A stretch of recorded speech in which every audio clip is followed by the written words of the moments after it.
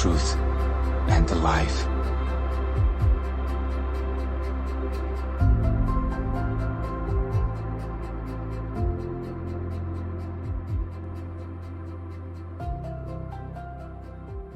The second book of Samuel.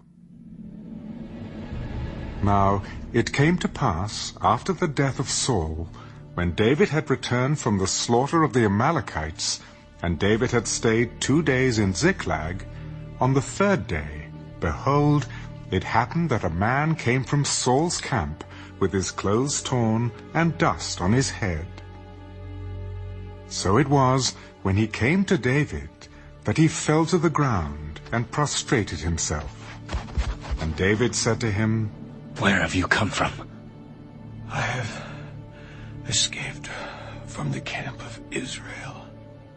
How did the matter go? Please tell me. The people have fled from the battle. Many of the people are fallen and dead. And Saul and Jonathan, his son, are dead also. How do you know that Saul and Jonathan, his son, are dead? As I happened by chance to be on Mount Gilboa, there was Saul leaning on his spear. And indeed the chariots and horsemen followed hard after him.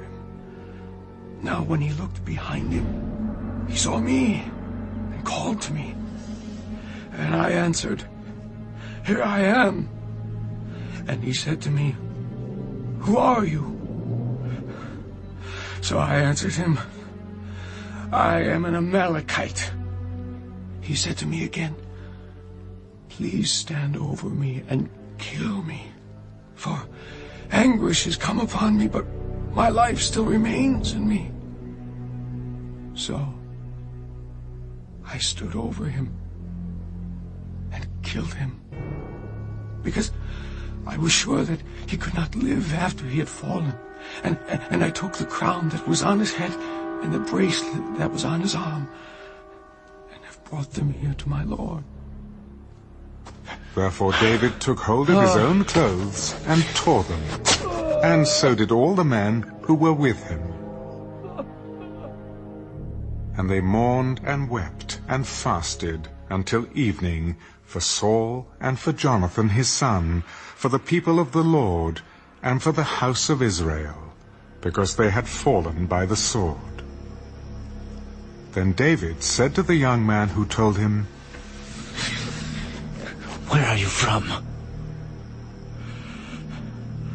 I am the son of an alien, an Amalekite.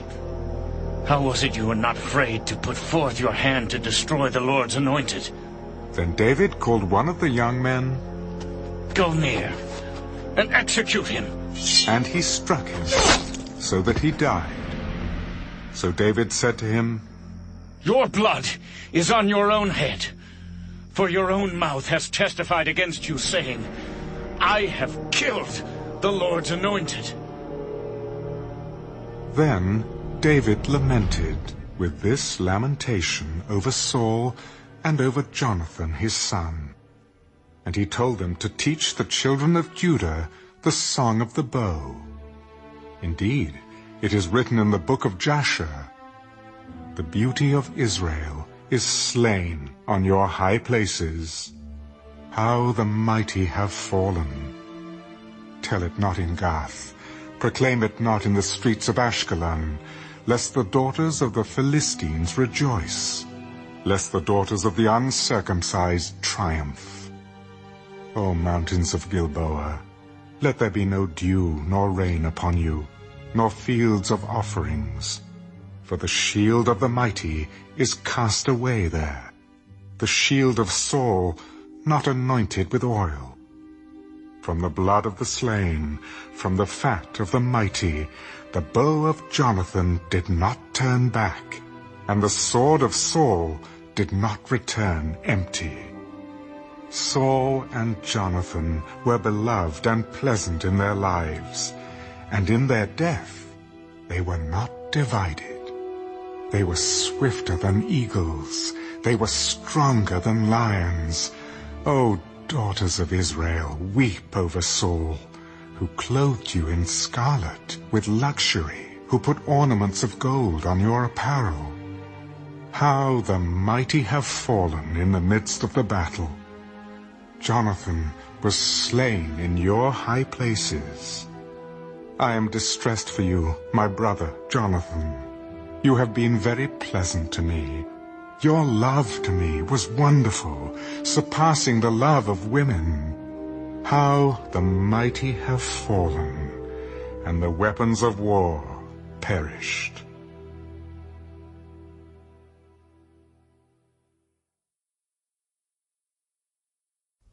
It happened after this that David inquired of the Lord, Shall I go up to any of the cities of Judah?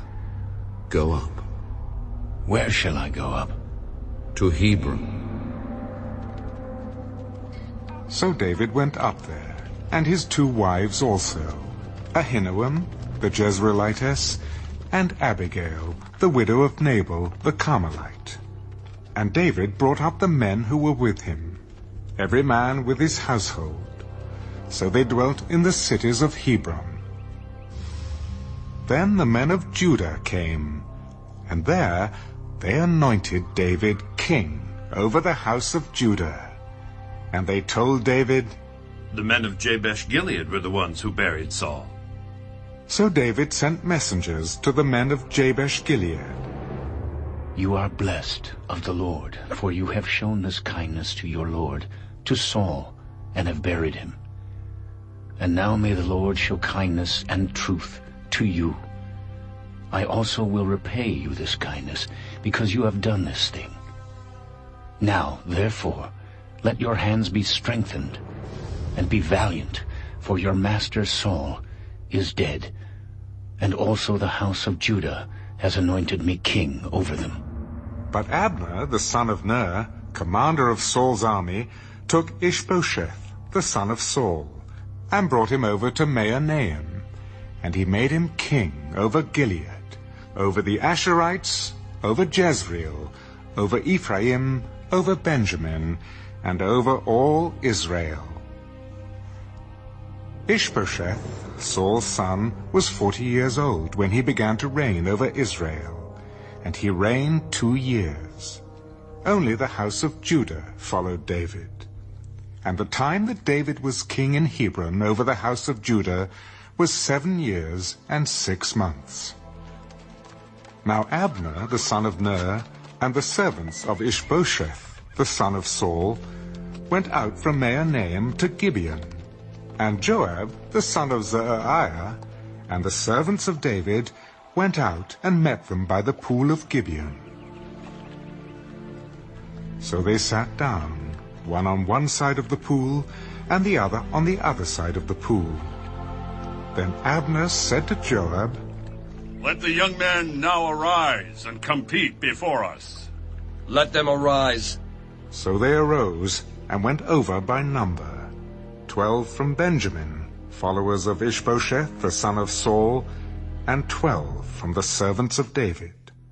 And each one grasped his opponent by the head, and thrust his sword in his opponent's side. So they fell down together. Therefore that place was called the Field of Sharp Swords, which is in Gibeon.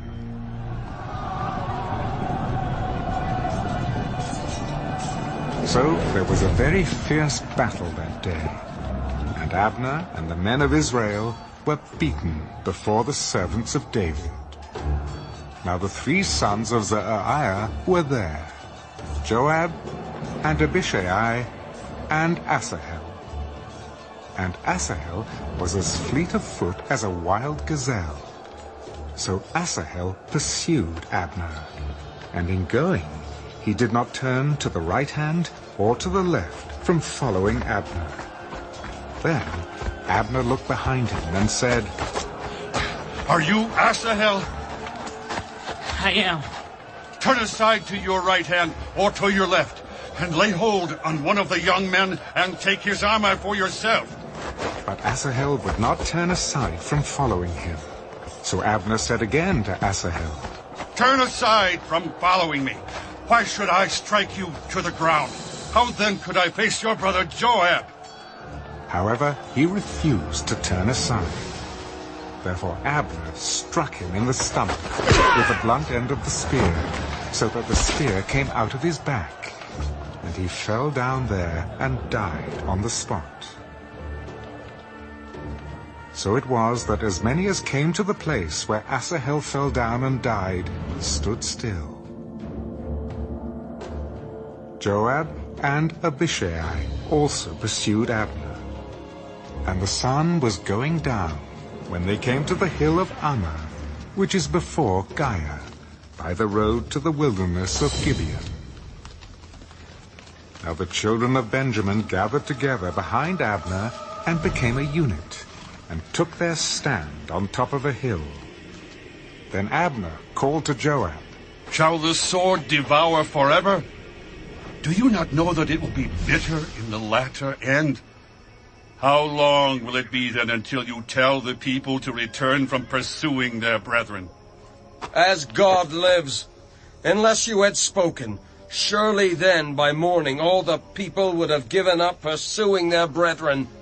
So Joab blew a trumpet, and all the people stood still, and did not pursue Israel any more, nor did they fight any more. Then Abner and his men went on all that night through the plain, crossed over the Jordan, and went through all Bithran, and they came to Mahanaim. So Joab returned from pursuing Abner. And when he had gathered all the people together, there were missing of David's servants 19 men, and Asahel. But the servants of David had struck down of Benjamin and Abner's men 360 men who died. Then they took up Asahel and buried him in his father's tomb, which was in Bethlehem. And Joab and his men went all night, and they came to Hebron at daybreak.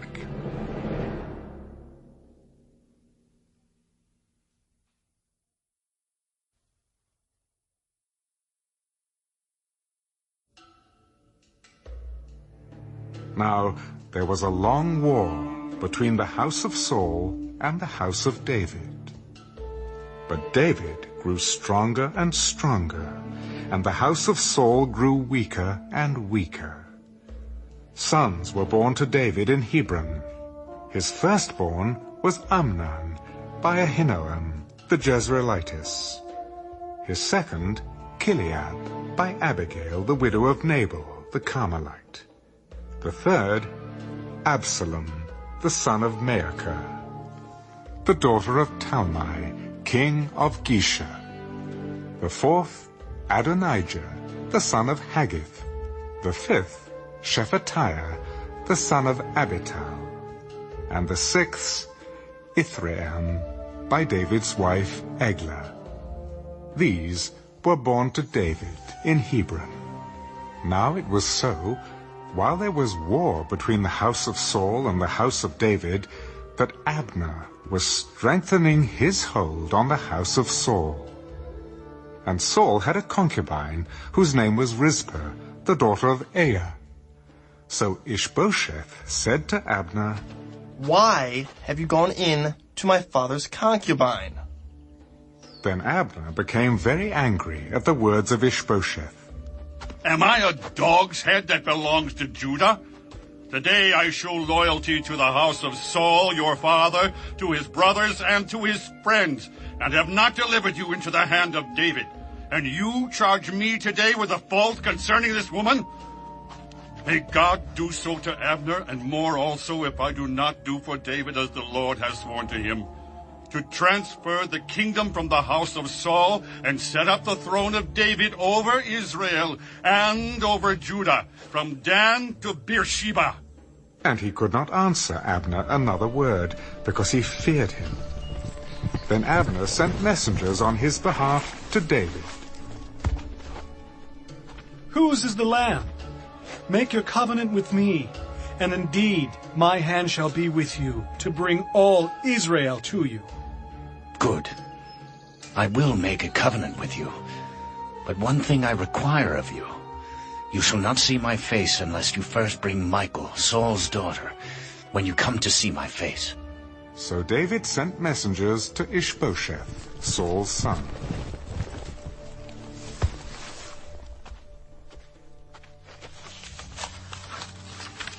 Give me my wife Michal, whom I betrothed to myself for 100 foreskins of the Philistines. And Ishbosheth sent and took her from her husband, from Paltiel, the son of Laish. Then her husband went along with her to Bahurim, weeping behind her. So Abner said to him, Go, return. And he returned. Now Abner had communicated with the elders of Israel. In time past you were seeking for David to be king over you. Now then, do it, for the Lord has spoken of David, saying, By the hand of my servant David I will save my people Israel from the hand of the Philistines and the hand of all their enemies. And Abner also spoke in the hearing of Benjamin. Then Abner also went to speak in the hearing of David in Hebron all that seemed good to Israel and the whole house of Benjamin. So Abner and 20 men with him came to David at Hebron. And David made a feast for Abner and the men who were with him.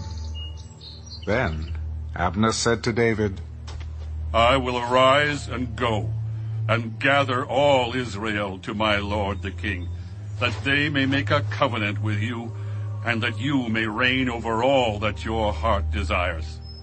So David sent Abner away, and he went in peace. At that moment the servants of David and Joab came from a raid, and brought much spoil with them. But Abner was not with David in Hebron, for he had sent him away, and he had gone in peace. When Joab and all the troops that were with him had come, they told Joab, Abner, the son of Ner, came to the king, and he sent him away, and he has gone in peace. Then Joab came to the king. What have you done? Look, Abner came to you. Why is it that you sent him away, and he has already gone? Surely you realize that Abner, the son of Ner, came to deceive you, to know you're going out and you're coming in, and to know all that you are doing. And when Joab had gone from David's presence, he sent messengers after Abner, who brought him back from the well of Sirah. But David did not know it. Now when Abner had returned to Hebron, Joab took him aside in the gate to speak with him privately, and there stabbed him in the stomach, so that he died for the blood of Asahel his brother. Afterward, when David heard it, he said, My kingdom and I are guiltless before the Lord forever of the blood of Abner, the son of Ner.